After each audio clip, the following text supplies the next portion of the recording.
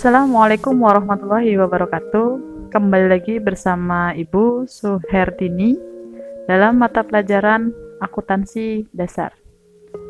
Pada video media pembelajaran kali ini, Ibu akan menjelaskan materi mengenai mencatat dokumen transaksi ke dalam jurnal umum. Dan adapun tujuan dari pembelajaran kali ini ialah yang pertama, siswa dapat mengidentifikasi pengertian jurnal umum dengan benar. Yang kedua, siswa dapat menganalisis transaksi dengan benar. Dan yang ketiga, siswa dapat membuat jurnal umum dari analisis transaksi dengan benar. Jadi, harapannya setelah kalian menonton dan menyimak video kali ini, kalian bisa memahami dan mempraktekannya dalam keseharian kalian ya. Oke, kita langsung saja. Untuk yang pertama ialah, apa sih jurnal umum itu? Ibu yakin pasti kalian baru dengar kata jurnal umum, ya kan? Oke, jurnal umum adalah suatu formulir khusus yang dipakai untuk mencatat setiap bukti pencatatan berupa pendebitan dan pengkreditan secara kronologis beserta penjelasan-penjelasan yang diperlukan dari transaksi-transaksi tersebut. Jadi simpelnya dari penjelasan tersebut, bahwasanya jurnal umum itu adalah sebuah catatan akuntansi untuk mencatat transaksi keuangan perusahaan secara kronologis atau secara berurutan sesuai dengan tanggal kejadiannya. Ingat ya, transaksi keuangan itu meliputi segala pemasukan dan pengeluaran keuangan perusahaan. Oke, semoga sampai sini untuk pengertian jurnal umum sudah bisa dipahami ya. Nah, sekarang kita cari tahu bagaimana sih bentuk dari jurnal umum itu. Apakah bentuknya bulat atau kotak atau bahkan tidak beraturan sama sekali.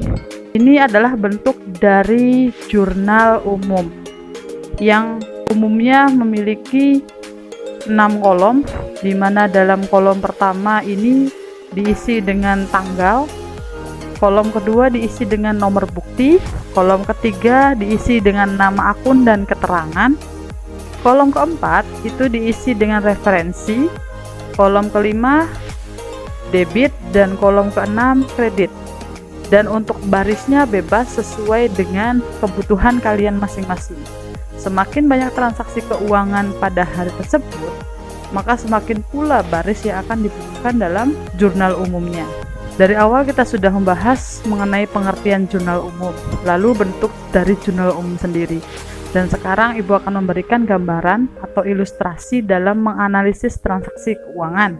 Poin penting agar kita bisa cepat memahami ialah kita harus bisa membayangkan dan memposisikan kita sebagai pemilik perusahaan ya meskipun itu bukan perusahaan kita. Oke, untuk analisis transaksi yang pertama itu adalah penyetoran modal awal. Ingat ya, kita harus bisa dan pandai dalam membayangkan penyetoran modal awal dari pemilik perusahaan atau dari kita. Kita menyetorkan modal awal kepada perusahaan sehingga akun yang perlu ditulis atau yang harus ditulis dalam jurnal umum adalah kas di sebelah debit dan modal di sebelah kredit, karena penyetoran modal awal itu akan menambah kas dan modal. Lalu kita analisis transaksi yang kedua, yaitu pembelian peralatan secara tunai. Karena membeli peralatan secara tunai sehingga peralatan yang kita beli akan menambah di perusahaan kita, dan karena tunai ada sebagian dari kas kita itu keluar atau dibayarkan untuk membeli peralatan tersebut. Sehingga untuk akun di jurnal umumnya ialah peralatan bertambah di sebelah debit dan kas berkurang di sebelah kredit. Analisis transaksi yang ketiga yaitu pembelian peralatan secara kredit. Kalau yang tadi pembelian peralatan secara tunai, kalau sekarang secara kredit. Sehingga kita tidak mengeluarkan uang. Dan akun untuk ditulis di jurnal umum ialah peralatan bertambah di sebelah debit dan hutang usaha di sebelah kredit. Kenapa hutang? Karena kita tidak membayar langsung uang kepada penjual, ya, karena kita membeli secara kredit. Lalu kita analisis transaksi yang keempat, yaitu pengambilan keperluan pribadi oleh pemilik perusahaan. Ini nanti di akun jurnal umum terisi dengan akun prive bertambah di sebelah debit dan kas perusahaan berkurang di sebelah kredit karena adanya pengambilan pribadi oleh pimpinan perusahaan. Lalu kita analisis transaksi yang kelima, yaitu ketika kita terdapat transaksi di mana adanya pembelian perlengkapan secara kredit. Ingat ya, kalau secara kredit berarti kita tidak membayarkan uang, tapi hutang kita bertambah dan perlengkapan kita juga bertambah, sehingga nanti akun untuk di jurnal umum yaitu perlengkapan sebelah debit dan hutang usaha sebelah kredit. Analisis yang keenam, ketika ada transaksi pembelian perlengkapan secara tunai. Ini kebalikan dari yang kelima. Kalau yang kelima kredit, kalau yang sekarang tunai. Karena tunai itu kita harus langsung berikan uang, sehingga otomatis kas kita atau kas yang ada di perusahaan itu berkurang, sehingga akun yang dimasukkan di jurnal umum ialah perlengkapan sebelah debit dan kas sebelah kredit. Lalu analisis transaksi yang ke-7 ialah penerimaan pendapatan. Karena ini judulnya penerimaan, sehingga kas kita atau kas yang ada di perusahaan itu bertambah. Akun untuk jurnal umumnya yaitu kas bertambah di sebelah debit dan pendapatan juga bertambah di sebelah kredit. Lalu analisis yang ke-8 ialah transaksi mengenai pelunasan piutang.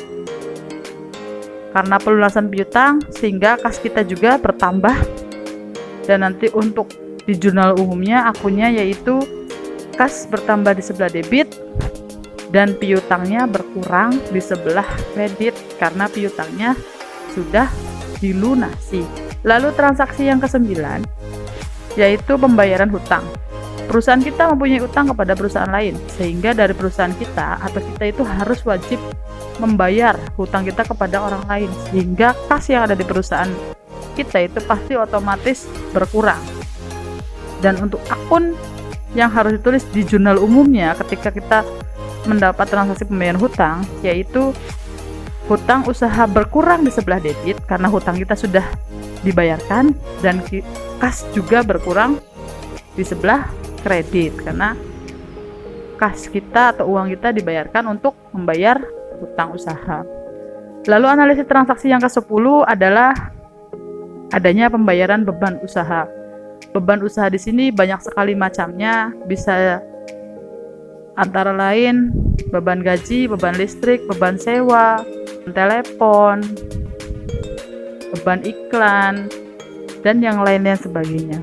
Ketika kita ada transaksi membayar beban, itu nanti untuk akun di jurnal umumnya adalah beban di sebelah debit dan kas berkurang di sebelah kredit. Karena kalau beban itu berarti yang harus kita bayarkan kenikmatan yang sudah kita nikmati dan sehingga menjadi beban. Yaitu sekilas mengenai penjelasan dari berbagai macam-macam transaksi atau menganalisis transaksi. Semoga dalam video ini bisa memberikan sedikit gambaran untuk bisa mengerjakan akuntansi. Untuk video pembelajaran kali ini mungkin sekian saja yang bisa dapat Ibu sampaikan. Semoga bermanfaat. Ibu cukupkan. Assalamualaikum warahmatullahi wabarakatuh.